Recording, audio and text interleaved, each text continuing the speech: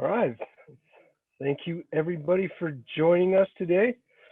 As I noted in the chat, please um, put in your community and where you've heard about the webinar from, or you found out about it, whether it was email or a website or maybe it was next door. I want to welcome you. This is a presentation from the Greater Santa Fe Fireshed Coalition with our coalition partners, the City of Santa Fe, the Office of Emergency Management, Villages of Santa Fe, for Stewards Guild, and many of our other partners. I am glad to see you all here. And I'm going to go through the slides, and then Sam Berry will be presenting the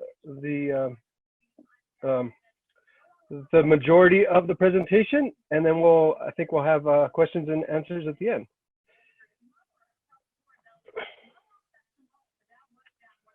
All right, so here's some ground rules. I'd like people, if they could be present, be kind and be respectful. Please mute your mics. I think we already have everyone's mic muted. And I recommend turning your video off until the Q&A portion. And please use the chat for questions and comments and post them there. And I will be monitoring the chat so that I'll pick those up and try and respond to them or keep them noted for the end of the Q&A session. This is the Greater Santa Fe Fireshed. It's a dotted line around this area around Santa Fe. As you can see, it spans on the northern area up by Tesuque Pueblo and Nambe near the ski basin, and goes all the way south down to Glorieta and kind of an El Dorado.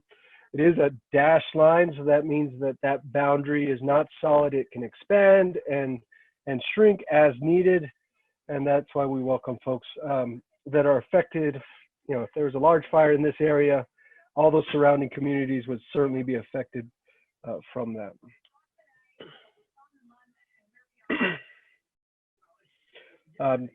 This is kind of a very, very short list of who's a part of the coalition.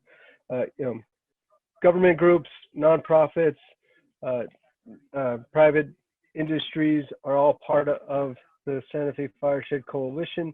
You're certainly welcome to find out more and learn more about our coalition at the santafefireshed.org website, and plenty of resources and information there.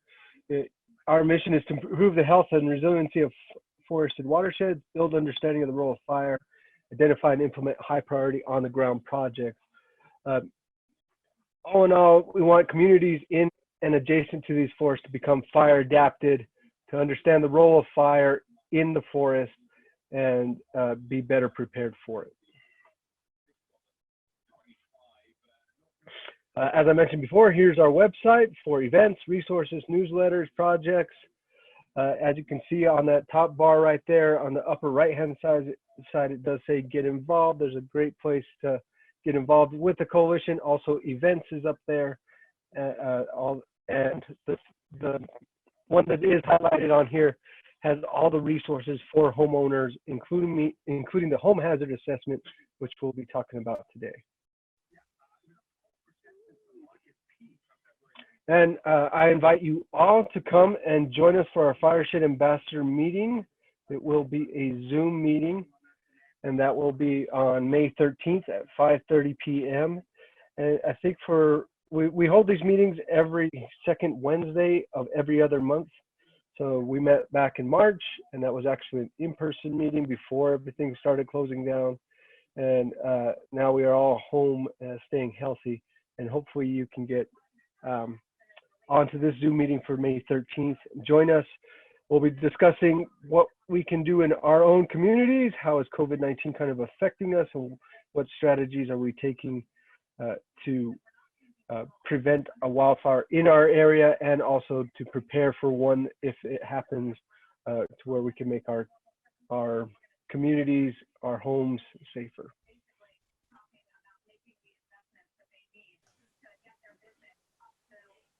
And with that, I am going to introduce Sam Berry, who's going to take us through the home ignition zone. Sam. Great. Porf, can you see my mouse when it's over here on the screen? Yes, I can. Okay, great. All right, so here we are. We're going to be talking about the home ignition zone today. And so to start off, I just want to introduce myself. I don't always do this, but for this one, I kind of have a personal connection to this.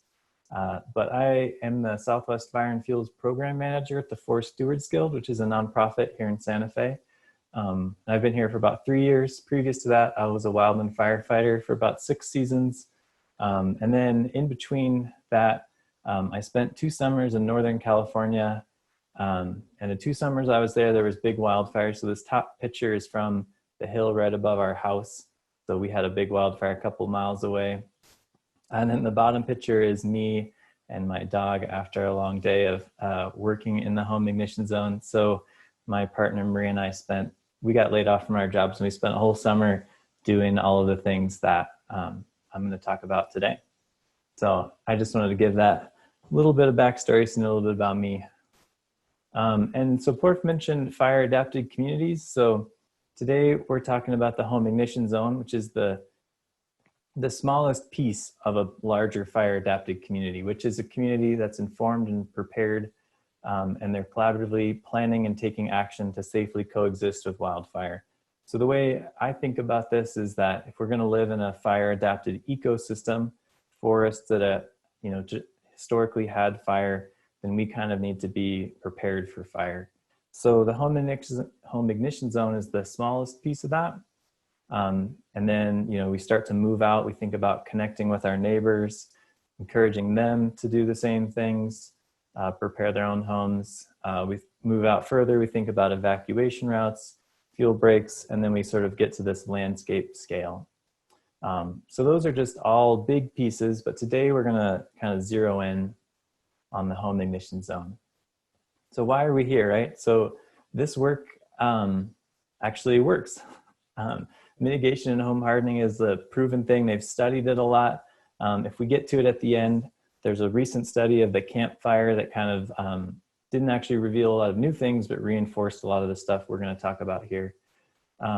Wildfire response budgets are increasing. Buoy losses are increasing. You've seen the news. You kind of know these things probably. But mitigation work benefits outweigh the cost. So the cost of doing work ahead of time, is lower than the chances of, losing your home or that sort of thing. And this is sort of a before and after picture of a home that survived wildfire. Okay, so I just wanted to do a brief outline. This is a pretty short presentation. I'm going to try to cram a lot into 40 minutes. Sometimes people take a week or a day to cover this. So we're going to go over it quick, but I'm going to spend a little bit more time talking about fire behavior, because I think if you can sort of visualize what a fire might do, it can kind of help you plan the things you're going to do around your home. If you can stand outside your house and kind of picture an ember or picture what the flames might do, even if you've never, actually seen a wildfire, I think that kind of helps. And then we'll do some definitions about defensible space, and then we'll get into the concepts. And I'll probably try to cut it a little short if I have to, so that there's more time for questions at the end. And like Porf said, if you have questions as we go along, I don't know that I'll stop and answer them, but type them into that chat window, and then we can circle back at the end. Okay, so let's talk about fire behavior. So this is what we think of, right? When we think of a wildfire, we think of what's called the flaming front. So this is the burning part of the fire. And as you can imagine, as it moves along, there's kind of a lot of flames at the head of the fire, at the front of the fire, and then behind it, there's some smoldering fire. So down here at the bottom is surface fire. So this is fire that's on the surface of the ground, burning kind of fine fuels. And you can think of flame lengths are proportional to what's burning. You can kind of imagine that, I'm sure, but you can see in this grass on the bottom, the flame lengths are pretty short. And then we have crown fire, which is when the fire gets out of that surface and it's moving up through vegetation. So crown fire can be in 3-foot tall bushes. That could be a crown fire moving through that, or it can be, in this case, you see trees kind of all going up. And then there's 2 types of crown fire. There's passive crown fire and active crown fire. And the difference is passive is one tree has just the right amount of fuels under it, and it kind of all goes up in flames. And then it kind of goes out after that. And then active crown fire, as you can see in this other picture, we're kind of getting one tree goes up and it has a tree right next to it or a bush right next to it, and it catches that next tree. And so when we think about flames, you know, actually touching our home, there's also radiant heat. So, I mean, think about every campfire you've been around when you're kind of thinking about these concepts, and it's pretty simple. But, you know, this active crown fire where we have a lot of fire, there's a lot of heat coming off that. Sometimes that can be enough heat to ignite something next to it too. So as we go through the rest of the presentation, kind of think about this surface fire moving into crown fire and kind of going from there. And that will kind of help you think about what to do around your house, hopefully. And the other thing to note here is that this picture, I took this when I was on a fire assignment, but this is flat ground, and you can also see there's not a lot of wind. But if you add either of those, slope or you add wind, it's going to change things dramatically. So, you know, we'll talk a little bit about that. But if your house is on the top of a hill, you're going to get more heat kind of coming up that hill than it would if it was flat and that heat's rising straight up. Okay, so the other thing I'm going to talk about a lot is fine fuels or receptive fuels, and I try hard not to jargon this up, but so this is why this slide exists. But when I talk about fine fuels, it's just like making a campfire. You start with newspaper, or you start with something fine, something small. Fine fuels technically is less than a 1/4 inch, but you can see in this picture, this fire is moving through these fine fuels, and that's what's actually carrying fire. So in a wildfire, this is true too. It seems real dramatic, those trees are going up, but what's really important in there is those fine fuels and what's carrying the fire along the surface. And these fine fuels are super important. I'm going to talk about them a lot, but I just wanted to kind of give you a good concept of what they are, and especially dry things. So some examples would be pine needles, grass, you know, litter from a plant, so leaves or anything that falls off a plant over the winter. Paper is also a fine fuel. All of those sorts of things that you know catch fire easily, things you'd use to start that campfire. Okay, so the next thing we're going to talk about is ember wash. So this is super important, but less, I think, well known. And here I'm going to do the webinar taboo and see if I can get this video to run. And Villa de la Valle, where at least 3 homes were on fire. Now, these burning embers just filled the sky. It looked like a rainstorm of fire. So and ash. ember wash, you can kind of see it here in this video, hopefully. Because, you know, they go up very quickly. But this is like when you have a campfire, you see all those embers coming up in a big wildfire. You know, these embers can come from miles away and kind of land on your home. And the way I've heard it described is there we go, a snowstorm of embers. And these are really, so let me just go back here. I know this video is pretty bad, but it's the best one I could find. So you can see these embers kind of landing on that truck. So that's kind of what you want to be thinking about. And this is really important. Almost 60% of homes catch fire in that ember wash. So those embers are flying through the air and they land on some fine fuel, right? And they catch that fine fuel, or they can get in your home.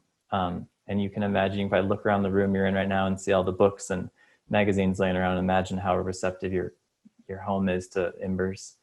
And then they also catch on complex shapes. So think about a snowstorm, and think about, you know, if you had a perfectly square house, those embers would kind of hit the house and kind of pass by. But if there was a room that popped out on the outside and there was a little L shape there, that's going to catch embers. And so think about those complex shapes.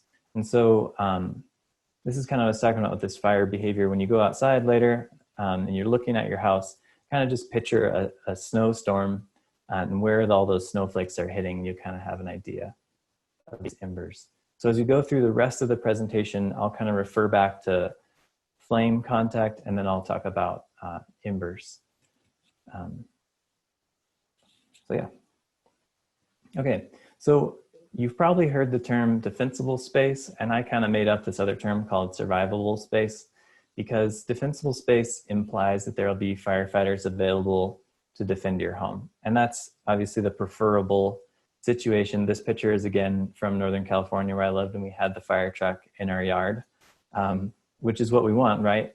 But it's not always going to be safe for firefighters to be there, and they're not always going to be enough firefighters if it's like a new fire. But that's sort of the goal in mind, is that there's this great phrase I just heard recently from one of our ambassadors: we're putting out the welcome mat for firefighters, not the fire. So we're making this defensible space, we're making an area that firefighters can work in. But this other term is this, that I think I made this up, I'm not sure, but survivable space means you've completed enough preparations around your home that it can survive with no assistance. And that the implied piece here is that you're prepared to evacuate. So the fire is coming, you can leave, you've done enough work, you've brought your couch cushions inside, that your house will survive with no assistance. So I just wanted to kind of talk about that. People use this defensible space term a lot. It's everywhere. It's even in the rest of this presentation, but there won't necessarily always be firefighters. They might be, working on evacuations up the street or doing something else. But okay. So hopefully that wasn't too overwhelming, thinking about the big catastrophic wildfire that's coming. But this actually is pretty simple, right? This is what they teach firefighters in the basic firefighting class. This is what I teach our youth crews, but it's all about breaking the fire triangle. So in our case, we can't remove oxygen. We can definitely remove fuel from the fire triangle, and then the fire goes out. We remove those fine fuels. We remove the chance for the fire to creep up, and we're most of the way there. And then the other one is heat. If those fuels catch, they're going to produce heat, but we can do things to insulate our home. We can have different types of windows, or we can have flashing where the fence meets the house. And so we can remove heat from the equation too. So yeah, the reason this slide's here is it can seem really overwhelming. We're talking about complex shapes and embers and snowstorms and all that, but you just want to think about where that threat is coming from, whether it's embers or it's flames, and then think about how you can prevent that, whether you're removing fuel or you're removing heat from the equation. Oops. All right. So what is the home ignition zone, the HIZ as it's called? So there's two factors. It's the quality of the defensible space, there it is, and then the structure's ignitability potential. So in the rest of the time, we're going to kind of go through both of these. And the other thing that I really like to point out at this point is that, of course, if you just paved everywhere around your house, that's going to be the most defensible.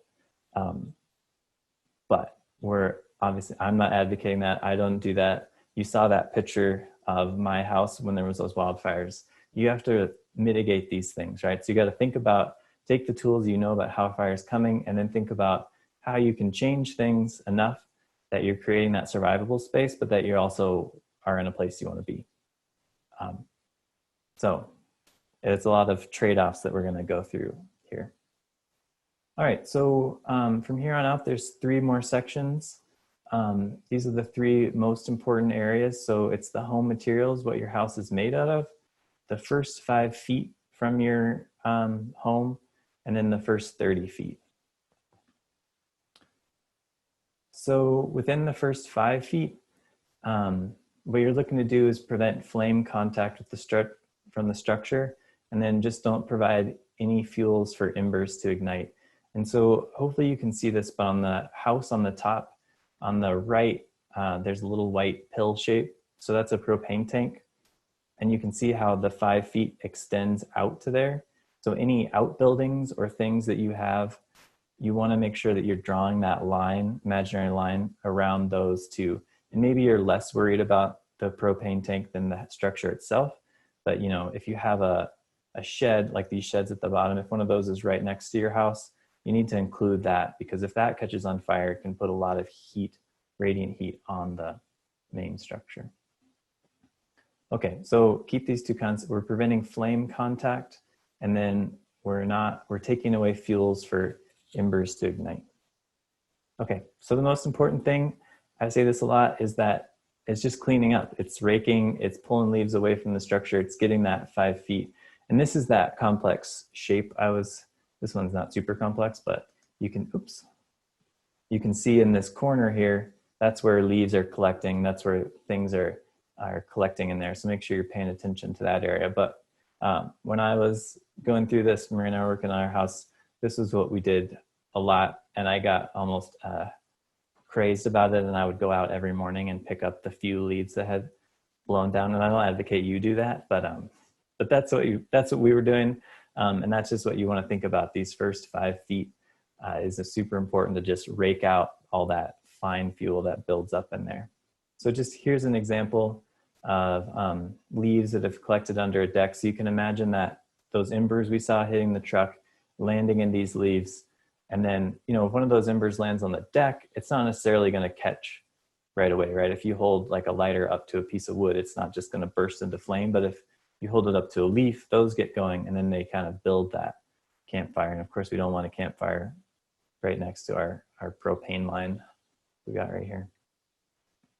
So if you can, you know, install fire-resistant materials in the first 5 feet, gravel, dirt, that sort of thing. And like we talked about, life is full of trade-offs, right? So a lot of people like to plant right next to their house. They like to have mulch right there. And just know that those things make your house more vulnerable to fire. So if you can move that plant out a little bit and mulch around it outside of 5 feet, you know, that's making it a little bit better. And so you just have to kind of balance these things.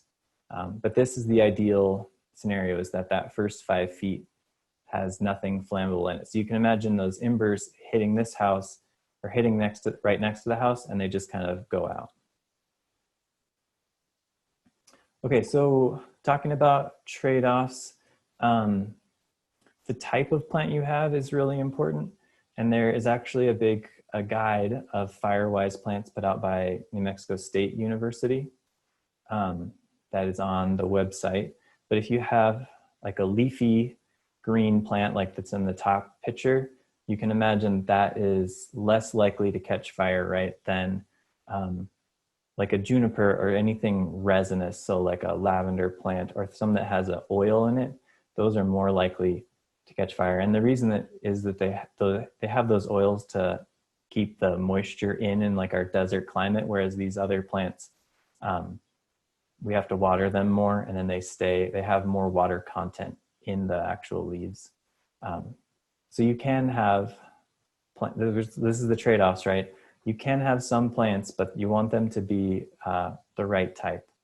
And then the other thing is that if you have a plant like this, if you're raking out from under it so that you're removing that fine fuel from under the plant, you know, you're making that less vulnerable. And then in the bottom picture, those creeping junipers are actually pretty flammable. But if you have it surrounded by gravel, how is that gonna catch on fire, right? So we talked about picturing the flaming front, so fire can't creep along the gravel to get to it. And if you've cleaned out from under it, embers, if they land on it, they probably, I mean, there's no guarantees, but they're less likely to catch it. So this is the kind of trade-offs that I'm kind of talking about.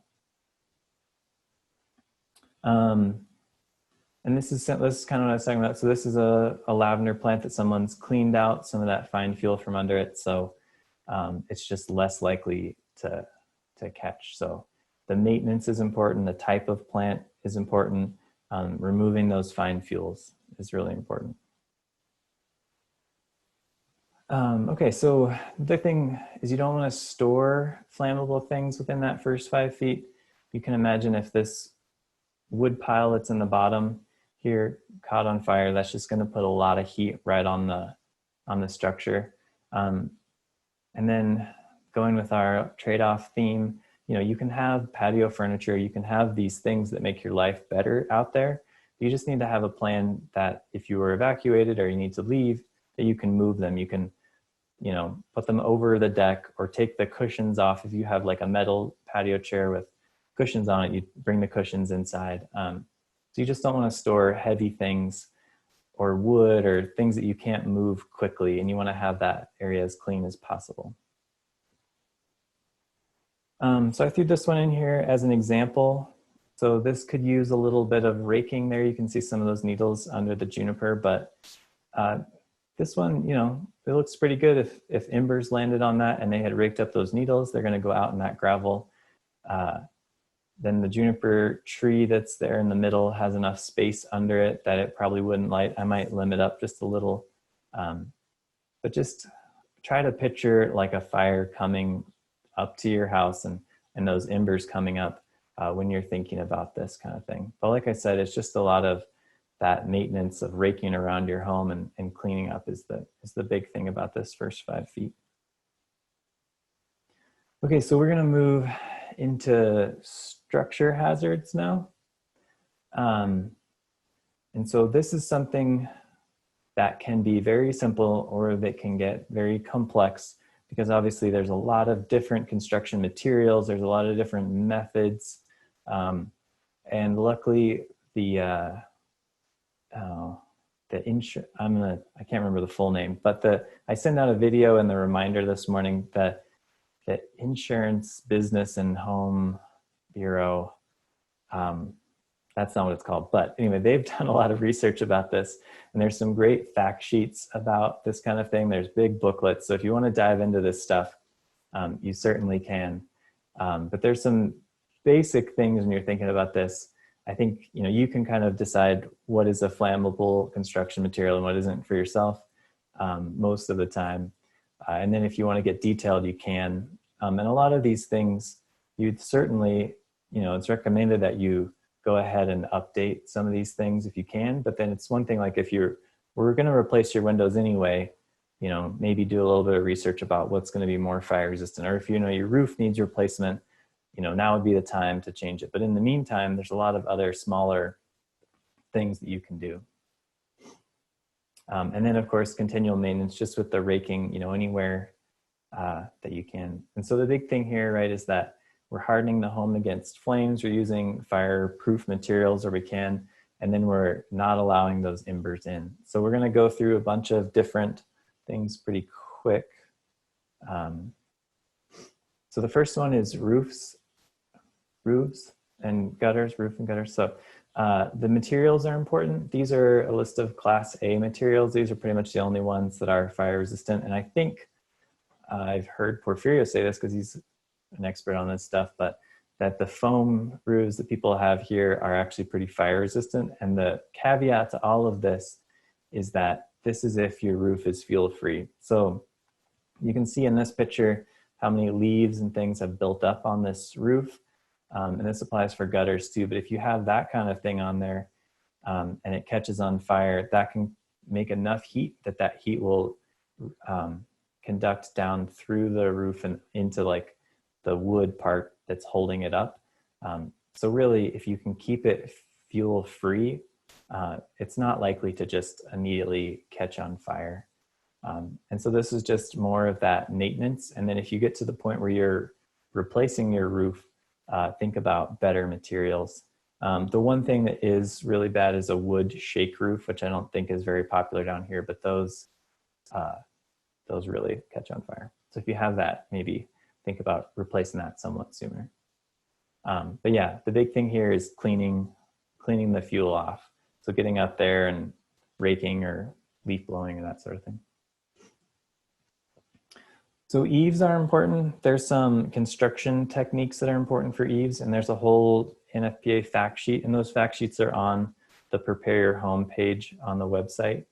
But the thing about eaves is that often there's vents up there, and we'll talk about vents next, but also it protrudes off the house. And so picture that campfire again. When you're building a fire, the next log you want to start going, you put that on top of the flames. So eaves kind of have a similar effect where they stick off and they can catch that heat as it's coming up. So it's just something to think about. And a lot of this is like, if you know you have an exposed eave, maybe you push back the fuels a little bit more in that place. So this one, you can see it has these continuous juniper fuels all the way to the ground. And if this caught, they'd put a lot of heat under this eave that might make it ignite. And there's a lot more that goes into this, but you can look at the fact sheet or ask a question. Let me take a quick pause here. Okay, so vents are really important because they allow embers into your home. And most of the time, vents will go into like an attic or a crawl space. But even down there, you know, there might be like exposed insulation or that kind of thing. And so there's been a lot of research into this, and they found that an 1/8-inch metal screen is pretty effective at trapping most embers that come through, and the ones that are smaller than that kind of go out before they can ignite anything. And there's also this Vulcan Fire Guard is a series of products, of vents that I think will close when there's a certain heat rating. But you want to think about where that vent leads and then screening it off so embers can't get in there. And this is another thing that I did that summer I was there, is, you know, retrofit all of our vents. And then at some point it seemed like we might have to evacuate. So I actually covered over them all, but you don't want to do that. That's like a very, very last ditch thing. The better thing is to have this metal screening all the time, so you're always prepared. And like I said, there's a whole fact sheet about this. But this is a good thing.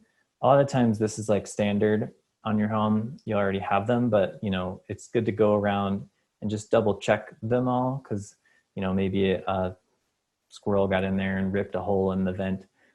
So this is just one of those things to just take a look at.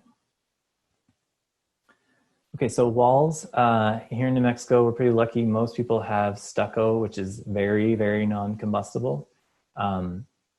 But these other things, wood is obviously combustible. Vinyl doesn't actually catch fire, but it melts and will kind of slough off, and then that exposes what's underneath of it. And this is one of those things with the trade-offs. Like if you have a wood panel someplace, you just want to think about maybe mitigating the fuels more, pulling maybe instead of 5 feet distance, you want to do 8 feet or something there. And then some other things to talk about here is large diameter wood, like if you had a log home, those aren't very flammable. Just think of the campfire again. If you like hold a lighter up to a big log, it's not going to catch right away. But you know, and hardy boards, those cement boards, those are really good too. But this is the kind of thing, like I said, if you're redoing something, you're fixing something up, kind of look more in depth at this. Okay, so windows. So the big thing about windows, right, is that they keep the embers out. They also keep heat, radiant heat out. So single pane windows are not as effective as double pane or tempered glass. And the reason for that is that the same way that a double pane window is going to keep more heat inside your house in the winter, you know, there's this more insulating effect in there, and they're less likely to break. So I think this picture is showing, you know, that there was so much heat on this window that it broke the window. So another thing to think about is those plants that you have around your outside of your house. Like we said, ideally they're not there, but everyone likes to have a few plants here and there. So maybe don't put them right under a window, right? Maybe put them off to the side so that if it did ignite, it's not going to put all that heat right on the window. And then the other thing to think about is the screen. So if you're getting new screens or you have aluminum screens, those are a lot better than vinyl. Embers can actually land on vinyl and melt it. I don't think they actually catch it on fire, but you know, those aluminum screens are just more robust. Okay, so fences. Fences can actually catch fire and move fire like pretty long ways. And especially these coyote fences that we have, you can kind of see here how rough the surface is. And this isn't even a juniper one, but there's just a lot of that like bark and fine fuel that can catch embers and ignite. But the good news is that you don't need to rip down your whole fence. What you need to do is just separate the fence from the structure. So if you could put a metal gate in there, that's the best thing. If you can put just like a row of cinder blocks or something, and then they say you can even put a piece of flashing or a piece of metal, like a thin piece of metal in between the fence and the house, and even that can be enough to deflect some of that heat if the fence caught on fire. So like we said, you know, there's this ideal parking lot house world for preventing your house from catching on fire, and then there's the real world that we live in. And just think about, you know, what you can do to move that heat away from the house and prevent that direct flame contact. And if it's you put a piece of flashing in this year, a piece of metal in this year, and then next year you put in a new gate, you know, those are all things to work towards. So here's just an example of a gate with a cement barrier in between, or a fence, sorry. Okay, so this is a big one. Decks. Everybody loves a good deck. But you're sort of attaching these combustible things to your home. So like a fence, if you can separate it with flashing or do something like that, that's good. There's also non-combustible decking that will melt and then instead of burn. And so that's better. There's this solid versus open construction. So this top picture is from the Insurance Research Institute lab, you know, and they blew the snowstorm of embers at this deck and they caught in those grooves. And then we're able to catch the deck on fire. So if you can, you know, eliminate that gap for embers to catch in. And then the bottom picture is sort of like we talked about with the propane tank. You want to include your deck in your 5-foot spacing. So, you know, if you have a wood deck that hangs out and you've kind of like have your gravel under that, but then right under the deck is a bunch of grass, like you can see in this picture, then you sort of have, you haven't gotten all the way there, right? Because this grass can catch on fire, can catch the deck on fire and then move to the house. So if you can on a short deck like this, you can just enclose it, and then that's going to save you the work every year of leaf blowing or raking out from under there. And if you can't enclose it, you just need to clean out from under there. So, so yeah, you just want to keep that under the deck area with non-combustible things. So this top one, it's really tempting to store things under your deck, but just try not to do that. You know, move them out away from your house. This top one is kind of a great example because there's all that wood piled there, and then there's a wooden door next to that.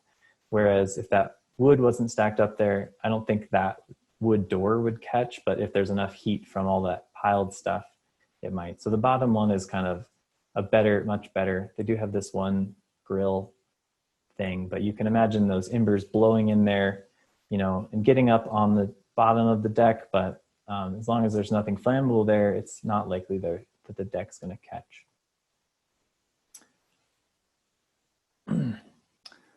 So here's just another example where they don't have that 5-foot spacing, or they do kind of have it from the structure, but not from the deck. So, you know, you can imagine flames coming up through this Jamesa and kind of, you know, pretty high flame lengths off of that, catching the deck. And then if the whole deck catches on fire, there are cases where decks burn, but the house doesn't catch, but you just don't, if you don't have to take that risk, you don't need to. Okay, so this is the other one.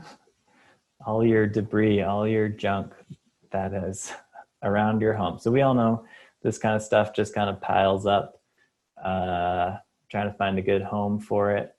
And there's kind of two things that happen here. Sometimes the things you pile up are flammable. Doormats is kind of a not annoying one, but like there's things like movable, like a doormat or patio furniture where you can have that outside, but just make sure it's on your list to bring it inside if you're being evacuated, or maybe get something less flammable. Patio furniture, barbecues with propane tanks, umbrellas. There's all these things. And the other thing that happens here, as you can see in this picture, is that you're creating that complex shape that doesn't need to be there. So this big storage container in the middle, there's all these pine needles next to it, and then the embers might catch in there. So, you know, you just want to move all of your junk. And when I lived in Northern California, we had a resource pile where we kept all of our wood and little scrap bits of things, 30, well, I think it was like 40 or 50 feet from the house. So you just want to move things away. Ideally, you know, 5 feet, and then the further away, the better, but it doesn't have to be extreme. Like the grill in this picture is probably far enough away that it's not posing a huge hazard, whereas if it was like pushed against the house, it'd be a lot worse. So here's just another example, you know, stacking wood, dry fence boards under your propane tank. I don't want to do that. Okay, so in that first 5 feet, we're trying to eliminate fire totally. Beyond 5 feet, there's these zones, there's zone 2 and zone 3, but the big thing to keep in mind here is that the first 30 feet is the most important, and that didn't make it onto the slide, but the first 30 feet is the most important space. That was one of the things that they researched in the campfire that happened in Paradise and found to be true. And in this area, what you're trying to do is ideally eliminate surface fire, but I can't necessarily tell you to rake like an acre of your property. So what you want to do is keep that surface fire, that fire on the ground. So remember those little flames we saw in the beginning, you know, those aren't going to have as much of an effect as larger fire. And we're trying to decrease the intensity, decrease the speed of the fire. And then also, if you're real good about this area, you're making it safe for those firefighters to be at your home if they're able to be there. Yeah, so ideally, no surface fire. So this picture kind of shows, this is from a fire over by Penasco, but you can see in the very foreground, there's kind of like a dirt line. You can imagine that as your 5 feet barrier. And then beyond that, you know, it's kind of moving through these needles. You could rake the forest, right? We've got a big raking problem. We just want to rake all that up, but you could do that, or you can just try to keep those fire on the ground. And what you don't want is any crown fire moving up into things. So you can see in the back of this picture where there's kind of that fire moving up. And you can kind of imagine that if these flames in the foreground were 5 feet away from your house, you know, that there's no guarantees, but there's a good chance that that's not going to be a huge deal. Whereas those flames that are in the background might have a bigger impact. So vertical separation, so ladder fuels are fuels that build the ladder for fire to climb up. So removing those, removing overhanging limbs from your house, and then horizontal separation. So just spacing things out enough that, you know, if one catches on fire, it doesn't necessarily catch the one right next to it on fire. And this is true for shrubs as well as trees. And then choosing fire resistant plants, like we talked about. So here's an example. On the right here is a ponderosa that's been limbed up. You can kind of imagine that fire we saw in the last picture. If it was moving under this, it wouldn't necessarily move up into that tree. And then on the left is hopefully the screens aren't mirrored, but on the left is a pinon with branches all the way to the ground. And you can imagine if there was that surface fire, those 6-inch tall flames moving along, you know, they could very easily move up into those limbs. So this is the horizontal separation. And then, oh no, that's the vertical separation. The horizontal separation is spacing the trees out enough. And there's guidelines about how to do that too. And then in the middle, there's kind of like a little lilac heading in there, and that's kind of the type of plant, right? So these pinon and the ponderosa are going to be a lot more flammable than this green leafy plant that you've been watering all summer.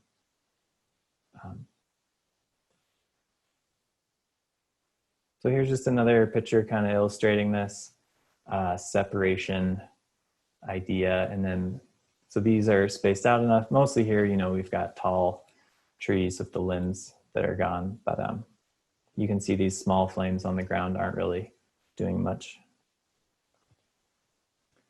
So just here's another example. So the tone on the top, you can kind of see there, everything's packed in. There's vertical continuity, so there's fuels from the ground all the way up.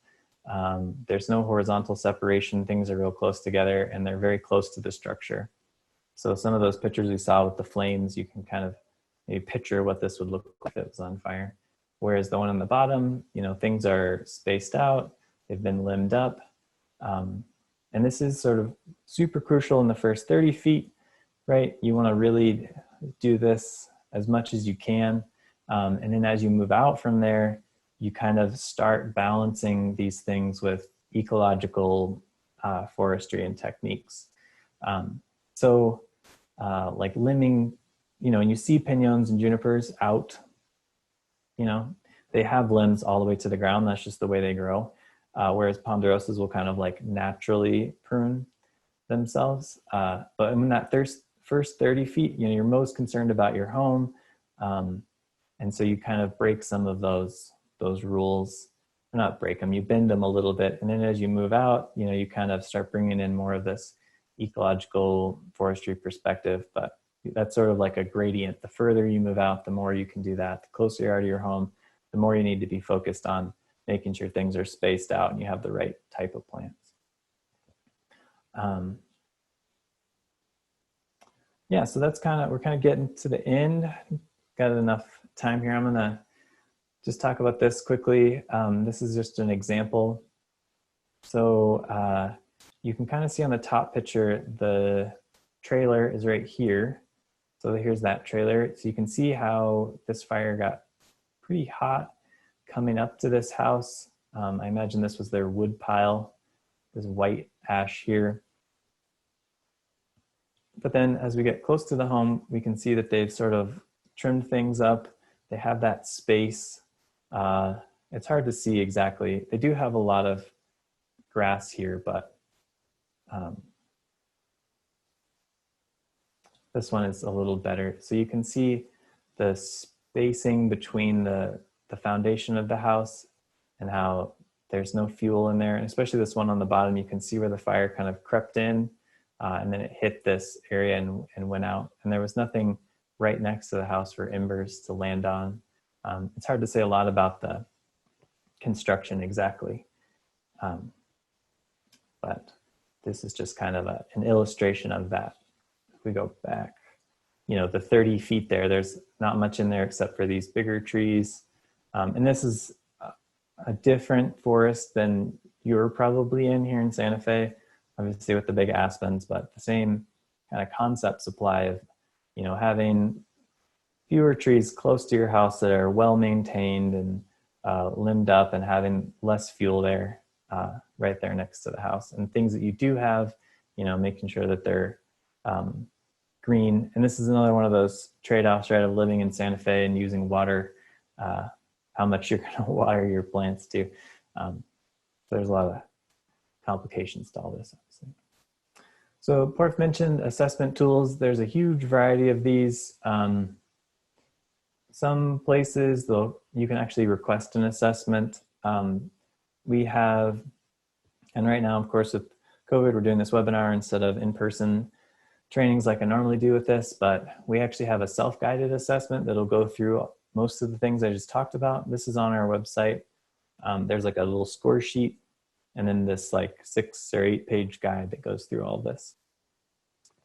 And then there's other tools too out there that'll kind of help you prioritize things. And like I mentioned, that first 5 feet is probably the most important. And when you're looking at that, you know, think about that snowstorm of embers, think about the flames, how they're going to move through the surface fuels, and just, you know, kind of visualize those things as best you can. And that'll kind of help guide you through that, I hope. Okay, so this slide is a little overwhelming for me, but this, I said I was going to throw it in here, and this is kind of the last thing. This is the spatial analysis of factors influencing structure loss and survival during the campfire. And there's a whole webinar on this on the Southwest Fire Science Consortium. So if you want to know what the WALD is, you can go there and figure it out. But but there's some sort of anomalous data in here. But in California, they have a really robust code system, and then they also do a lot of inspections. So they had good pre and post data. So what this is showing is that he sort of analyzed houses that burned. And so you can see here, remaining leaves and needles, you're 330% more likely that that structure burned in the campfire, which was an extreme fire weather condition. So all of this stuff, it's hard to interpolate it exactly, but you can kind of get the idea here. So if you don't cut your grass, you have a higher chance. If your wood deck is there, this is one, I was saying this data, if you have unscreened vents, the odds went down, but this is sort of the risk in data. But if you watch that full webinar, he kind of gets into this. But the key thing here is that first 30 feet, you have a much higher chance. And so this is just some more data from that. You can see here that vegetation clearance, 33% chance, higher odds. This is that if you had another structure close to your home, you also have a higher risk rating. So that was when I was talking about expanding that bubble to include everything. Sloped property, you have a higher chance.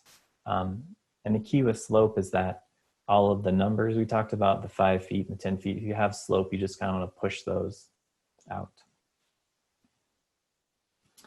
So yeah, that's pretty much the end.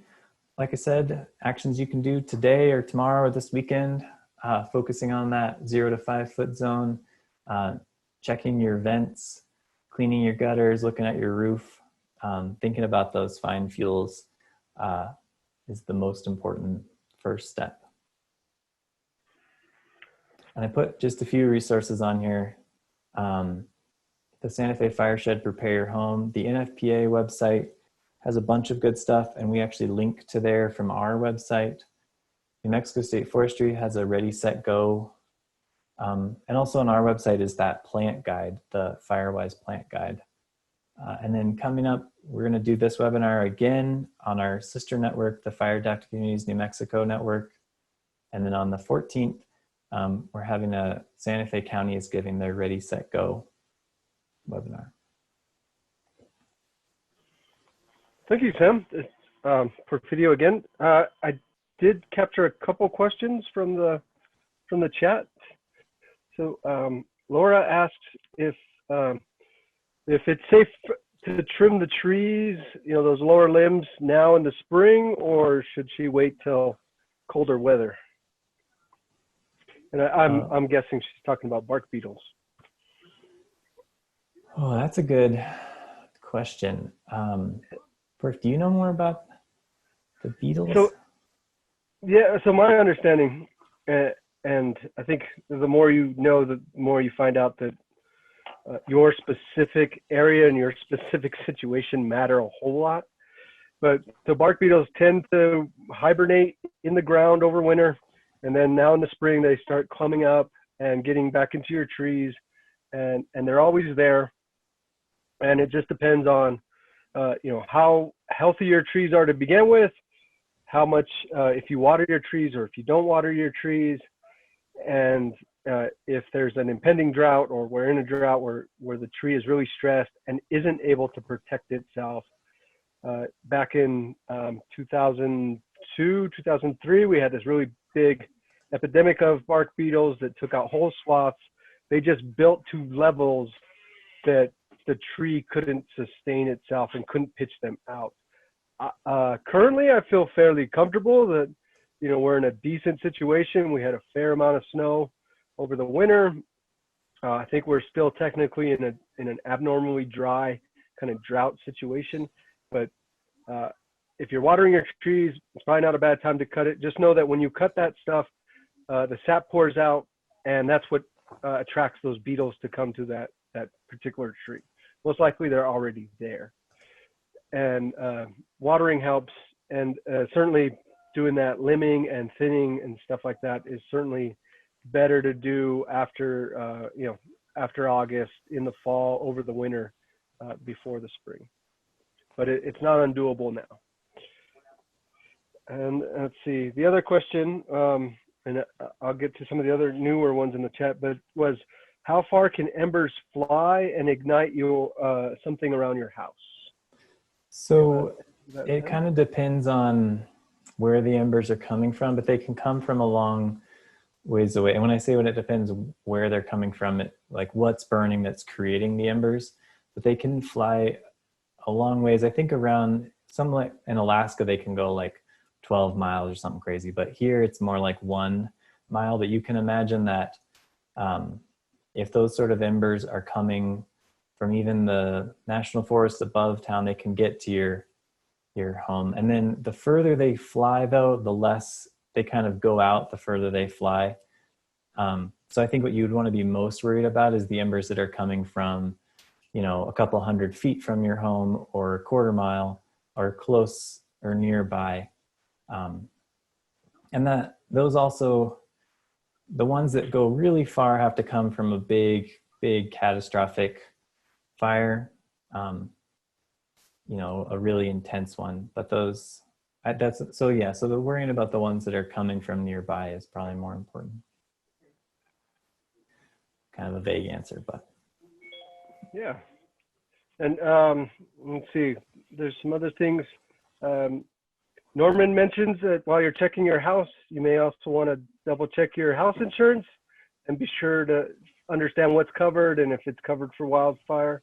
That may be a separate rider on your policy that you may want to take a look at. It's always a good time to, it's always good to review your policies. And Kevin asks if there's a coating you can put on wood. My experience is that there's a few manufacturers out there. What I've heard is that you have to reapply those every year. They're somewhat expensive. Our UV rays here in the Southwest tend to erode that coating pretty quickly. But I've never really tested it or seen what the effectiveness of those coatings are to kind of retard, a fire from burning that wooded material. Typically, larger beams are just less flammable. It's the really fine stuff that starts on fire.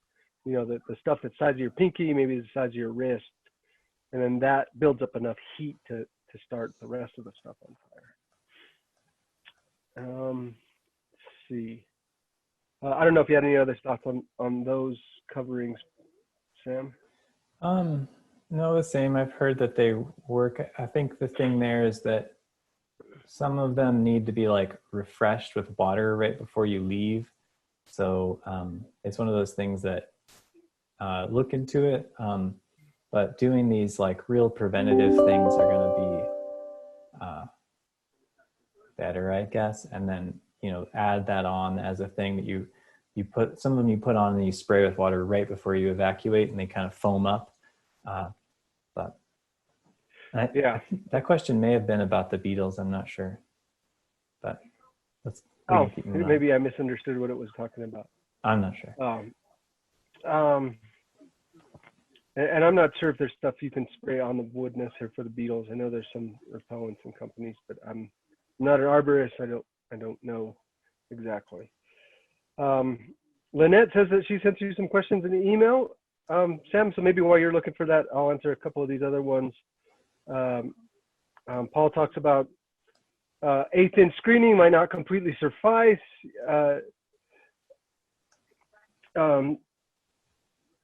So it may be, you need finer screen. I think there's a balance that you want to take into account. I think the reason they go as far as 1/8-inch screen is that if you get anything finer, it may adversely affect the venting in your house. So you get something finer than that, it may not vent properly. So you may want to look at it a little bit closer and see what the purpose of that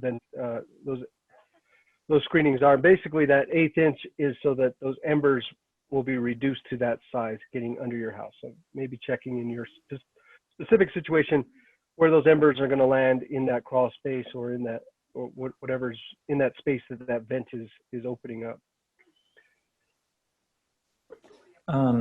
So there's actually a question and just what Porfirio was saying is kind of like I was alluding to along all the trade-offs, and there are a lot of checklists for this kind of stuff, but there are also just a lot of like decisions to be made as you're going through it. So there is not always like a cut and dry answer. The question in the chat from Patricia and the one from Lynette are kind of similar about the vegetation in El Dorado. And I've actually gotten this question quite a bit, but the flame links are proportional to the fuel that's burning and the wind that's pushing it. So you could get 40-foot flame links in El Dorado, but it would be from like a single tree that was going up all at once, torching. More likely you just have a quick grass fire moving through that grass. And so there is risk in El Dorado. It may not be quite as high as other places, but this is what we were talking about. Those grass fires go out they move fast and they go out quick. So if you have that 5-foot barrier, you have these other things in place, the risk there is less because the heat is not going to be as intense for a long time. And any sort of fire behavior thing can get pretty complicated, but that's sort of my quick action. And then they're also asking about mulch, what kind of mulch to use. And I am not a mulch expert. But for fire, for mulch, let's see, the question here is, nothing is right next to the house, like in the video, but maybe 10 feet away. So I think at 10 feet away, the thing about here is any mulch you use is going to become flammable like pretty quick because it's so hot and dry. So trying to use maybe like the least amount that you can to get the soil insulating properties that you're looking for. And maybe like wood chips might be more resistant to fire than bark. I don't know. Yeah, and I agree. Keeping it 5 feet away from your house. Don't put mulch right next to the house, and just know that, like you said, Sam, that when it's hot and dry here, if fire starts on that mulch, it's going to blow, and then those become the embers, right? That mulch now becomes the embers that gets blown next to your house. Yeah, and this is the trade-offs that are hard decisions to make. Where Porfirio and I, it's easy for us to say no mulch anywhere, but the further you can move that mulch out, or maybe you can use some other material. Every time I give one of these, there's always a lot of good questions about things I need to follow up on. So those are good questions.